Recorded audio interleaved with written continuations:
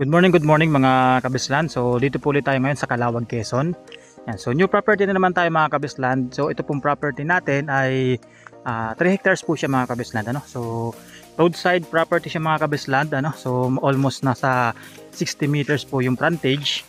So bali dito po mag-i-start yung property mga kabislan. Ano? So meron po siyang tubig yan dito. Sapa, ano po. Yan. So bali yan, diyan na po mag-i-start papunta po doon. So ito po mga kabisland ay flatland po siya. Ano po? Yan. So may mga tanim din po na nyog na iba po ay mga ano pa lang din, ano, mga halos di pa rin namumunga yung iba. So may iba naman na namumunga na din.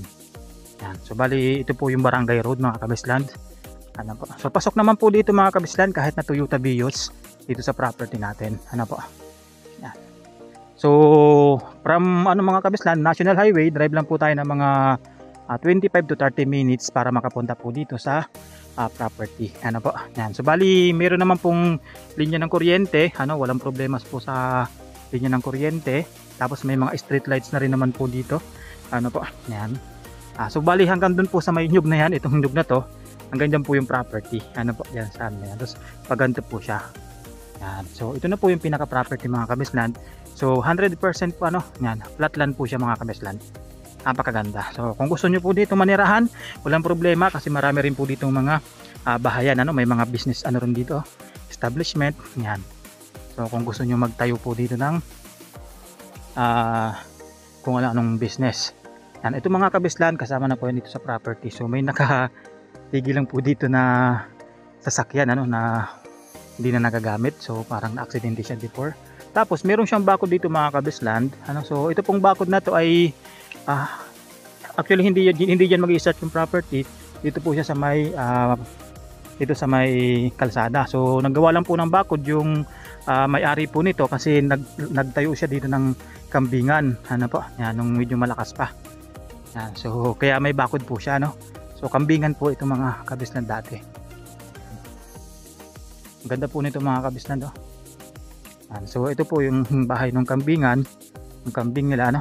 So ngayon mga kabislan, pwede rin naman kayo dito mag-alaga din ng kambing, ng hayupan kasi nga pantayan naman po itong lugar natin, ano. So itong property is pantayan, so maganda siya. So saka mayroon na po siyang existing na ano na bakod. Kaya maganda. So may mga namumunga na rin po ng mga nyog. So kahit mababa pa. Yan. Ganda po nito. Yan po, ano, ang dami rin pong mga tanim po na nyog. So flatland po talaga siya. So from Metro Manila mga kabisland, yun, drive lang po kayo ng mga 6 to 7 hours papunta po dito sa Calawag, Quezon, ano, dito sa property natin. So ang meet up po natin Jollibee Calawag. So pero kung gusto po ninyo, alam na familiar na kayo sa Fatima Church, ano, dito sa Calawag, so pwede naman doon tayo mag meet up para 25 to 30 minutes drive na lang po tayo papunta po dito sa property. So doon na rin po kasi yung daan natin. So ito mga kabisland, meron ditong mga plot ng sa lupa, no, mga plat, so gulayan, ano, so ibig sabihin ito po yung parang tinaniman nila ng gulay before, yan. So pwede rin po na yung taniman ng gulayan kasi nandyan lang po yung ilog, oh, itong mga puno na to, yung tabi po ng ilog yan, yung mga hardwoods na yan, ano po, tabi po ng ilog yan, yan. Ganda po dito. So pwede rin po kayo dito magbahay, ano po, yan. So kasi flatland naman po siya, tabing kalsada pa, ano. Napakaganda. So ito mga kabisland ay tax declaration only, ano. Yan, so maganda rin naman po, ano, kasi yung lugar po kasi, ano, yung place, ano po, nitong properties talagang accessible, ano po. So meron po ditong malaking puno, so hindi ko lang alam kung ito po ay pili o yung basyad, ano po. Kasi wala po siyang bunga, oh, pero napakalaking puno po nito. Yan. Yan. Ito po, ano, lawak. So hindi lang siya puno yung ano niya mga kabislan, yung mga nyug. Ano, hindi siya puno. Oh. So may mga area na malawak siya na walang tanim. Ito po, ano. So yan, pwede naman ninyong i-convert yan kung ano pong gusto nyong pwedeng gawin dito. Pwedeng business, ano po. Yan. So pwede nyong i-subdivide kung gusto po ninyo. Diba? Maganda rin po yan. So pantay naman po siya, talagang pantayan talaga siya. So may mga puno rin po ng kawayan, ano po. So, siya, oh. So sa gilid na po yan ng ilog mga kabisland, yung kawayan na yan. Tapos yung dito sa loob na po siya ng property. Ang ganda po dito.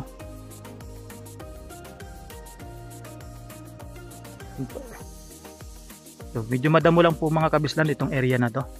Ayan, pero ang kagandahan dito, hindi naman mga kahoy-kahoy kasi yung tumutubo, kaya mabilis lang din po siyang linisin. Ano po? Ayan po siya. Mga kahoy-kahoy lang. Ay mga damo lang po siya. Ganda.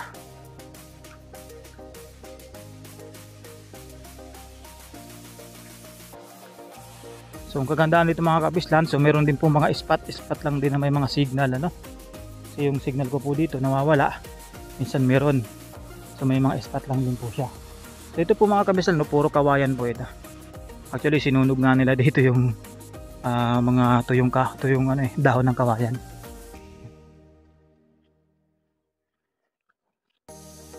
Maganda po talaga ito mga kabisland sa paghahayupan, ano. Yan, taniman ng gulay, taniman ng, pwede na po kayo magtanim din ng mga kalamansi, ano po, kakao. Ayan, ganda rin po dito. Tapos may mahugan na rin po dito sa gitna, ano, ng part ng property. Ayan, may mga mahugan na rin po dito.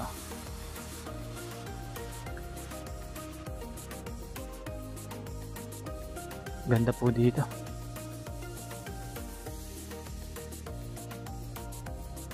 May mga sagingan din, ano, sa part. Yan. Yan, so mayroon po dito mga kabisland na mga fruit bearing trees, ano, yan, oh. Ang dami rin po mga fruit bearing trees, mga Indian mango, ano, mga mangga, ano po. Tapos ito mga kabisland, yan, oh, dati sila ditong nag-poultry, alagaan ng manok. Ayan, makita po ninyo, may mga bahugan pa, ano po, ayan, oh. So yan, pwede rin po ninyong buhayin to, ano po. Ang ganda po nito, yan, oh. Ito malaking puno po ng Indian mango. Tapos mayroon puno ng star apple, yan, oh. Yan, puno rin po ng star apple dito sa part na to. So sa unahan pa po ng star apple na yan, ano, yung dulo po ng property. Titignan nga natin. Yan po, ang ganda po nito mga kabisland. Halos dito mga pantayan. Tapos dito sa part na to, medyo matataas-taas ng konti yung nyog. Yan, oh. Pero ang ganda naman po ng mga bunga. Yan, oh. Sulit na sulit ito mga kabisland, ano? Ang ganda nito. So dati pong ano to, kambingan saka po manukan. So may line ng kuryente dito sa loob po ng ano, ayun, papunta dito. Siguro may mga kabahayan po diyan sa unahan. Yan po siya, ganda. Tapos may mga puno rin po dito ng mga star fruit, ano po, yung balimbing kung tawagin. Ano po, may mga kalamansi. Yan, may mga puno ng kalamansi. Ang dami rin po mga kabisland, ano, na mga fruit bearing trees dito. Kakatuwa po itong property na to. Yan, talagang kahit dito po kayo manirahan, sobrang ganda, ano, accessible, flat land, ang daming fruit bearing trees. Yan, so itong mga kabisland, may puno rin po ng langka, ano, mumunga na po ng langka dito. Tapos may part po siya ng sagingan. So yan po yung sagingan niya, oh. Ganda. 100% flat land to mga kabisland, ano po. Yan, oh. Namumunga na rin po yung mga saging dito mga kabisland. Yan po yung mga saging.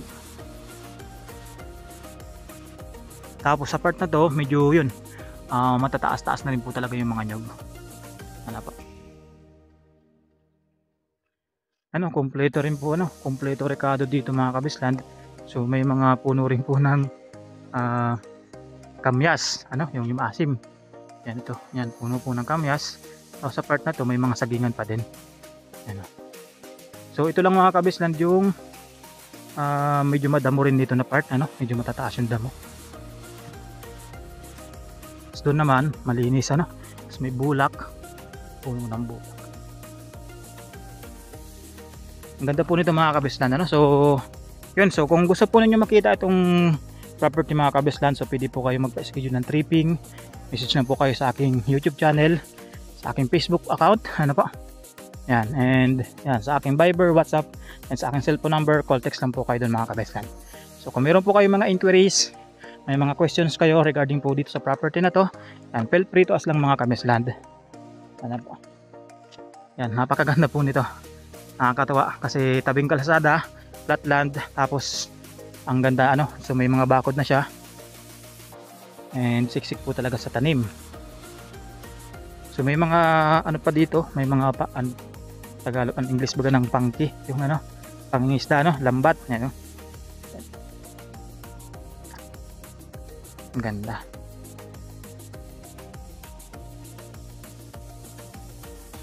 Yan, so hanggang dito lang tayo mga kabisland. Ano po, so message na lang po kayo kung gusto po ninyo makita itong property. So God bless po sa lahat, ingat po palagi.